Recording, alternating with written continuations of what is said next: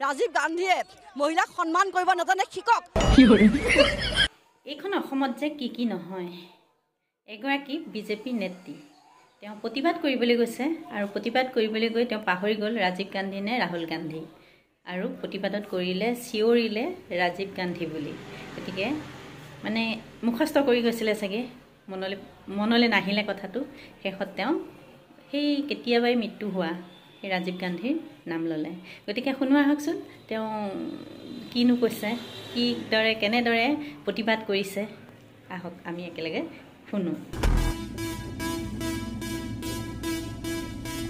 প্ৰতিবাদ কৰিবলৈ গৈছিল ৰাহুল গান্ধীৰ বিৰুদ্ধে প্ৰতিবাদত ক'লে ৰাজীৱ গান্ধীৰ বিৰুদ্ধে পাহৰি গ'ল ৰাহুল গান্ধীৰ ৰাজীৱ গান্ধীৰ পাৰ্থক্য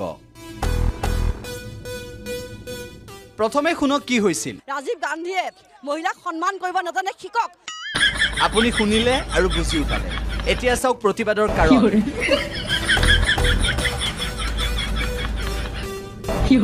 ৰাহুল গান্ধীয়ে মহিলা সাংসদক কৰা অপমানৰ বিৰুদ্ধে বিজেপিয়ে কৰিছিল প্ৰতিবাদ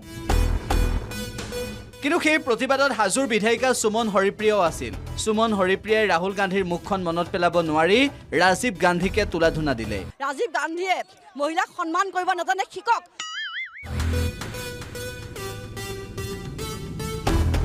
মুখস্থ কৰোতে খেলিমেলি লাগিল বিধায়িকা সুমন হৰিপ্ৰিয়াৰ ৰাজীৱ গান্ধীয়ে মহিলাক সন্মান কৰিব নাজানে শিকক শিকক শিকক শিকক কেৱল ইমানতে ক্ষান্ত নাথাকিল ৰাজীৱ গান্ধীয়ে প্ৰধানমন্ত্ৰী নৰেন্দ্ৰ মোদীৰ পৰা মহিলাক সন্মান কৰিবলৈ শিকিব লাগে হিমন্ত বিশ্ব শৰ্মাৰ পৰা ৰাজীৱ গান্ধীয়ে লেছন ল'ব লাগে ডক্টৰ হিমন্ত বিশ্ব শৰ্মাৰ পৰা লেছন লওক ৰাজীৱ গান্ধীয়ে এনেদৰে এটা এটাকৈ কথা বুজাবলৈ আৰম্ভ কৰিলে সুমন হৰিপ্ৰিয়াই ৰাজীৱ গান্ধীয়ে মহিলাক সন্মান কৰিব নাজানে শিকক ডক্টৰ হিমন্ত বিশ্ব শৰ্মাৰ পৰা লেছন লওক ৰাজীৱ গান্ধীয়ে মহিলাক সন্মান কেনেকৈ কৰিব লাগে মহিলাৰ সন্মানৰ কাৰণে কেনেকৈ চিন্তা কৰিব লাগে আমাৰ মুখ্যমন্ত্ৰীৰ পৰা তেখেতে লেছন লওক ডক্টৰ হিমন্ত বিশ্ব শৰ্মাৰ পৰা লেছন লওক ৰাজীৱ গান্ধীয়ে তেখেত এতিয়াও বহুত অপৰিপক্ক হৈ আছে ৰাজনীতিত এতিয়াও তেওঁ LP স্কুলত থকা প্ৰাথমিক বিদ্যালয়তে আছে প্ৰাথমিক বিদ্যালয়ত ৰাজনীতি পঢ়িহে আছে তেখেতৰ সাংসদ হোৱাৰ যোগ্যতা নাই আৰু আমাৰ প্ৰধানমন্ত্ৰী মোদী ডাঙৰীয়াৰ পৰাও তেখেতে শিকক কেনেকৈ মহিলাক সন্মান কৰিব লাগে বিজেপি নেত্ৰীৰ হঠাৎ এই দশা কিয়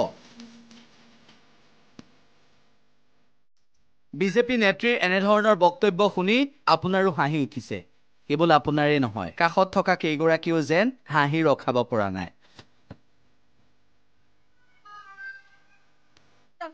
আৰু আমাৰ প্ৰধানমন্ত্ৰী মোদী ডাঙৰীয়াৰ পৰাও তেখেতে শিকক কেনেকৈ মহিলাক সন্মান কৰিব লাগে 1991 চনৰ 21 মে'তে মৃত্যু হোৱা ৰাজীৱ গান্ধীক 2024 চনৰ 21 ডিচেম্বৰত তুলাধুনা দিলে বিধায়িকা সুমন হৰিপ্ৰিয়াই ৰাজীৱ গান্ধীয়ে মহিলাক সন্মান কৰিব নাজানে শিকক ডক্টৰ হিমন্ত বিশ্ব শৰ্মাৰ পৰা লেছন লওক ৰাজীৱ গান্ধীয়ে মহিলাক সন্মান কেনেকৈ কৰিব লাগে মহিলাৰ সন্মানৰ কাৰণে কেনেকৈ চিন্তা কৰিব লাগে আমাৰ মুখ্যমন্ত্ৰীৰ পৰা তেখেতে লেছন লওক ডক্টৰ হিমন্ত বিশ্ব শৰ্মাৰ পৰা লেছন লওক ৰাজীৱ গান্ধীয়ে তেখেত এতিয়াও বহুত অপৰিপক্ক হৈ আছে ৰাজনীতিত এতিয়াও তেওঁ LP স্কুলত থকা প্ৰাথমিক বিদ্যালয়তে আছে প্ৰাথমিক বিদ্যালয়ত ৰাজনীতি পঢ়িহে আছে তেখেতৰ সাংসদ হোৱাৰ যোগ্যতা নাই আৰু আমাৰ প্ৰধানমন্ত্ৰী মোদী ডাঙৰীয়াৰ পৰাও তেখেতে শিকক কেনেকৈ মহিলাক সন্মান কৰিব লাগে অপমান কৰাৰ পাছত কংগ্ৰেছ দলক নেতৃত্ব দিয়াৰ তেখেতৰ কোনো অধিকাৰ নাই আৰু তেনে পাৰ্টিৰো নিপাত যাওক যি পাৰ্টিৰ নেতা ৰাজীৱ গান্ধী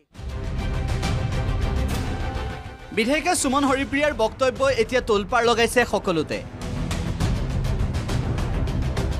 ৰাহুল গান্ধীৰ বিৰুদ্ধে প্ৰতিবাদ কৰিবলৈ গৈ খঙত টিঙিৰি তোলা হৈ ৰাজীৱ গান্ধীক সমালোচনা কৰা সুমন হৰিপ্ৰিয়াৰ এই কথাকেইটা আকৌ এবাৰ শুনক ৰাজীৱ গান্ধীয়ে মহিলাক সন্মান কৰিব নাজানে শিকক ডক্টৰ হিমন্ত বিশ্ব শৰ্মাৰ পৰা লেছন লওক ৰাজীৱ গান্ধীয়ে মহিলাক সন্মান কেনেকৈ কৰিব লাগে মহিলাৰ সন্মানৰ কাৰণে কেনেকৈ চিন্তা কৰিব লাগে আমাৰ মুখ্যমন্ত্ৰীৰ পৰা তেখেতে লেছন লওক ডক্টৰ হিমন্ত বিশ্ব শৰ্মাৰ পৰা লেছন লওক ৰাজীৱ গান্ধীয়ে তেখেত এতিয়াও বহুত অপৰিপক্ক হৈ আছে ৰাজনীতিত এতিয়াও তেওঁ LP স্কুলত থকা প্ৰাথমিক বিদ্যালয়তে আছে প্ৰাথমিক বিদ্যালয়ত ৰাজনীতি পঢ়িহে আছে তেখেতৰ সাংসদ হোৱাৰ যোগ্যতা নাই আৰু আমাৰ প্ৰধানমন্ত্ৰী মোদী ডাঙৰীয়াৰ পৰাও তেখেতে শিকক কেনেকৈ মহিলাক সন্মান কৰিব লাগে অপমান কৰাৰ পাছত কংগ্ৰেছ দলক নেতৃত্ব দিয়াৰ তেখেতৰ কোনো অধিকাৰ নাই আৰু তেনে পাৰ্টিৰো নিপাত যাওক যি পাৰ্টিৰ নেতা ৰাজীৱ গান্ধী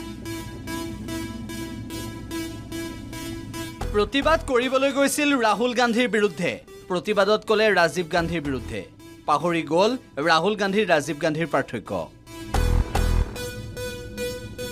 প্ৰথমে শুনক কি হৈছিল ৰাজীৱ গান্ধীয়ে মহিলাক সন্মান কৰিব নাজানে শিকক আপুনি শুনিলে আৰু বুজিও পালে এতিয়া চাওক প্ৰতিবাদৰ কাৰণ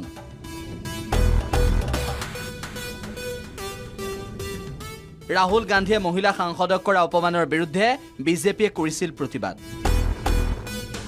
কিন্তু সেই প্ৰতিবাদত হাজোৰ বিধায়িকা সুমন হৰিপ্ৰিয়াও আছিল। সুমন হৰিপ্ৰিয়াই ৰাহুল গান্ধীৰ মুখখন মনত পেলাব নোৱাৰি ৰাজীৱ গান্ধীকে তুলাধুনা দিলে। ৰাজীৱ গান্ধীয়ে মহিলাক সন্মান কৰিব নাজানে, শিকক।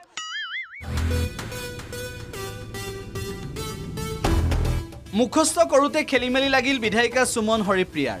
ৰাজীৱ গান্ধীয়ে মহিলাক সন্মান কৰিব নাজানে, শিকক শিকক শিকক শিকক। কেৱল ইমানতে ক্ষান্ত নাথাকিল। ৰাজীৱ গান্ধীয়ে প্ৰধানমন্ত্ৰী নৰেন্দ্ৰ মোদীৰ পৰা মহিলাক সন্মান কৰিবলৈ শিকিব লাগে। হিমন্ত বিশ্ব শৰ্মাৰ পৰা ৰাজীৱ গান্ধীয়ে লেচন ল'ব লাগে। ডক্টৰ হিমন্ত বিশ্ব শৰ্মাৰ পৰা লেচন লওক ৰাজীৱ গান্ধীয়ে। এনেদৰে এটা এটাকৈ কথা বুজাবলৈ আৰম্ভ কৰিলে সুমন হৰিপ্ৰিয়াই। ৰাজীৱ গান্ধীয়ে মহিলাক সন্মান কৰিব নাজানে, শিকক। ডক্টৰ হিমন্ত বিশ্ব শৰ্মাৰ পৰা লেচন লওক ৰাজীৱ গান্ধীয়ে। মহিলাক সন্মান কেনেকৈ কৰিব লাগে, মহিলাৰ সন্মানৰ কাৰণে কেনেকৈ চিন্তা কৰিব লাগে, আমাৰ মুখ্যমন্ত্ৰীৰ পৰা তেখেতে লেচন লওক। ডক্টৰ হিমন্ত বিশ্ব শৰ্মাৰ পৰা লেচন লওক ৰাজীৱ গান্ধীয়ে। তেখেত এতিয়াও বহুত অপৰিপক্ক হৈ আছে ৰাজনীতিত। এতিয়াও তেওঁ LP স্কুলত থকা প্ৰাথমিক বিদ্যালয়তে আছে। প্ৰাথমিক বিদ্যালয়ত ৰাজনীতি পঢ়িহে আছে। তেখেতৰ সাংসদ হোৱাৰ যোগ্যতা নাই। আৰু আমাৰ প্ৰধানমন্ত্ৰী মোদী ডাঙৰীয়াৰ পৰাও তেখেতে শিকক কেনেকৈ মহিলাক সন্মান কৰিব লাগে। বিজেপি নেত্ৰীৰ হঠাৎ এই দশা কিয়? বিজেপি নেত্ৰীৰ এনেধৰণৰ বক্তব্য শুনি আপোনাৰো হাঁহি উঠিছে। কেৱল আপোনাৰেই নহয়, কাষত থকা কেইগৰাকীও যেন হাঁহি ৰখাব পৰা নাই।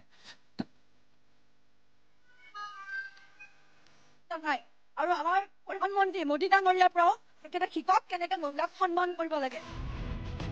1991 চনৰ 21 মে'তে মৃত্যু হোৱা ৰাজীৱ গান্ধীক 2024 চনৰ 21 ডিচেম্বৰত তুলাধুনা দিলে বিধায়িকা সুমন হৰিপ্ৰিয়াই। ৰাজীৱ গান্ধীয়ে মহিলাক সন্মান কৰিব নাজানে, শিকক। ডক্টৰ হিমন্ত বিশ্ব শৰ্মাৰ পৰা লেচন লওক ৰাজীৱ গান্ধীয়ে। মহিলাক সন্মান কেনেকৈ কৰিব লাগে, মহিলাৰ সন্মানৰ কাৰণে কেনেকৈ চিন্তা কৰিব লাগে, আমাৰ মুখ্যমন্ত্ৰীৰ পৰা তেখেতে লেচন লওক। ডক্টৰ হিমন্ত বিশ্ব শৰ্মাৰ পৰা লেচন লওক ৰাজীৱ গান্ধীয়ে। তেখেত এতিয়াও বহুত অপৰিপক্ক হৈ আছে ৰাজনীতিত। এতিয়াও তেওঁ LP স্কুলত থকা প্ৰাথমিক বিদ্যালয়তে আছে। প্ৰাথমিক বিদ্যালয়ত ৰাজনীতি পঢ়িহে আছে। তেখেতৰ সাংসদ হোৱাৰ যোগ্যতা নাই। আৰু আমাৰ প্ৰধানমন্ত্ৰী মোদী ডাঙৰীয়াৰ পৰাও তেখেতে শিকক কেনেকৈ মহিলাক সন্মান কৰিব লাগে। তেওঁক অপমান কৰাৰ পাছত কংগ্ৰেছ দলক নেতৃত্ব দিয়াৰ তেখেতৰ কোনো অধিকাৰ নাই। আৰু তেনে পাৰ্টিৰো নিপাত যাওক যি পাৰ্টিৰ নেতা ৰাজীৱ গান্ধী। বিধায়িকা সুমন হৰিপ্ৰিয়াৰ বক্তব্যই এতিয়া তোলপাৰ লগাইছে সকলোতে।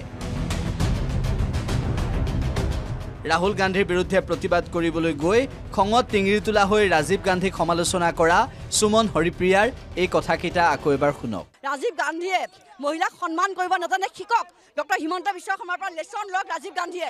মহিলাক সন্মান কেনেকৈ কৰিব লাগে, মহিলাৰ সন্মানৰ কাৰণে কেনেকৈ চিন্তা কৰিব লাগে, আমাৰ মুখ্যমন্ত্ৰীৰ পৰা তেখেতে লেচন লওক। ডক্টৰ হিমন্ত বিশ্ব শৰ্মাৰ পৰা লেচন লওক ৰাজীৱ গান্ধীয়ে। তেখেত এতিয়াও বহুত অপৰিপক্ক হৈ আছে ৰাজনীতিত। এতিয়াও তেওঁ LP স্কুলত থকা প্ৰাথমিক বিদ্যালয়তে আছে। প্ৰাথমিক বিদ্যালয়ত ৰাজনীতি পঢ়িহে আছে। তেখেতৰ সাংসদ হোৱাৰ যোগ্যতা নাই। আৰু আমাৰ প্ৰধানমন্ত্ৰী মোদী ডাঙৰীয়াৰ পৰাও তেখেতে শিকক কেনেকৈ মহিলাক সন্মান কৰিব লাগে। তেওঁক অপমান কৰাৰ পাছত কংগ্ৰেছ দলক নেতৃত্ব দিয়াৰ তেখেতৰ কোনো অধিকাৰ নাই। আৰু তেনে পাৰ্টিৰো নিপাত যাওক যি পাৰ্টিৰ নেতা ৰাজীৱ